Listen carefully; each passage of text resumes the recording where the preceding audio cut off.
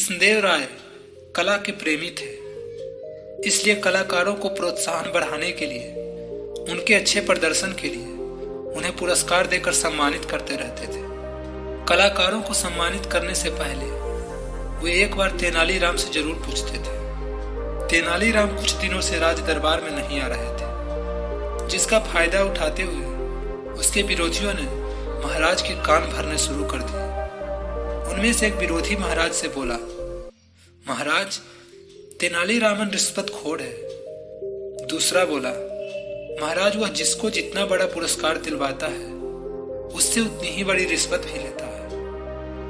अब रोज दरबार में महाराज को ये सब सुनने को मिलता, जिससे महाराज को भी तेनालीराम पर शक होने लगा। जब कुछ दिनों के बाद तेनालीराम ने राज दरबार में आना शुरू कर दिया तो महाराज ने उससे कुछ कहा तो नहीं, लेकिन अब उससे कुछ भी पूछना उन्होंने बंद कर दिया। अब तेनालीराम को भी लगने लगा कि उसके पीछे जरूर कुछ बात हुई है, जिसकी वजह से महाराज ने मुझे पूछना बिल्कुल बंद कर दिया है। एक बार दरबार में बहुत सारे कलाकार आए। उनमें से तेनालीराम ने एक को छोड़कर सबको पुरस्कार देने को कहा, लेकिन महाराज ने उसका बिल्कुल उल्टा किया। उन्होंने सारे कलाकारों को खाली हाथ भेज दिया और उस एक को ढेरों इनाम देकर विदा किया।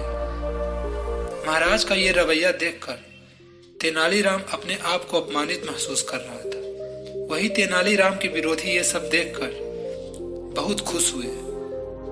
एक बार दरबार में एक गायक आया।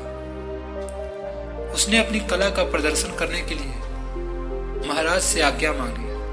महाराज ने अगले दिन उसे संगीतशाला में आकर अपनी कला का प्रदर्शन करने का आदेश दिया। अगले दिन उस गायक का प्रदर्शन देखने के लिए संगीतशाला में काफी भीड़ जमा हो गई थी। महाराज के आते ही उसने गायन शुरू किया तो चारों ओर वाहवाह होने लगी। गायन समाप्त होते ही तेनालीराम बोला, तुमने बहुत अच्छा प्रदर्शन किया है। मैंने तुम्हारे जैसा कलाकार आज तक नहीं देखा। तुम्हारे प्रदर्शन के लिए तुम्हें कम से कम 15,000 मुद्राएं मिलनी चाहिए। महाराज तेनालीराम की ओर देखते हुए बोले, सच में तुम्हारा प्रदर्शन तो काबिले तारीफ था, लेकिन तुम्हें देने के लिए मेरे पास इतना धन ही नहीं कि हम तुम्हें दे सके। बेचारा गायक निराश होकर अपना सामान बटोरने लगा कि तभी तेनालीराम ने एक पोटली लाकर उसे थमा दी।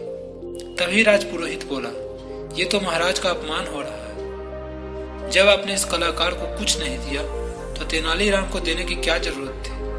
यह सुनते ही महाराज गुस्से से लाल पीले हो गए। उन्होंने सैनिकों को तेनालीराम और गायक को पकड़कर अपने पास लाने का आदेश दिया। सैनिक गायक और तेनालीराम को पकड़कर महाराज के पास ले आए। महाराज ने एक सेवक से उस पोटली को छीनकर उसे खोलने का आदेश दिया। जैसे ही सेवक ने पोटली खोली तो उसमें मिट्टी का खाली बर्तन था, जिसे देखकर वहां उपस्थित सभी लोग अचंभित थे। महाराज ने तेनालीराम से पूछा, तुमने ये खाली बर्तन क्यों दिया है?